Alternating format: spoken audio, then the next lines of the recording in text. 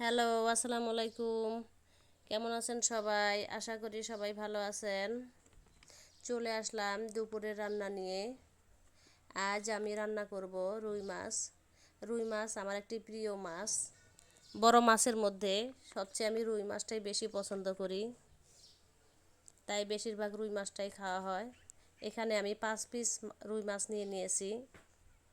আগে থেকে ম্যারিনেট করা ছিল। এখন আমি মাছগুলো ভেজে নেব। একটু ব্রাউন করেই ভেজে নিয়েছি মাছগুলো আমি। মাছ ভাজা হয়ে গেলে আমি কিছু পেঁয়াজ কুচি নিয়েছি। এখন আমি পেঁয়াজগুলো ভেজে নেব। পেঁয়াজগুলো একটু ব্রাউন করে ভেজে নেই আমি, তাহলে তরকারির কালারটা অনেক সুন্দর আসে।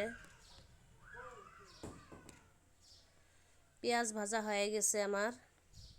এখন একটু পানি দিয়ে দিব এবং মশলা যোগ করে দিব। এখন মাছগুলো দিয়ে দিব। মাছগুলো কষিয়ে নিলাম।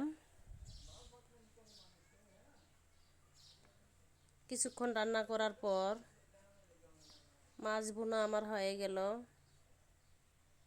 দেখেন কত সুন্দর একটি কালার এসেছে। ব্যাস, আমার রান্না হয়ে গেছে।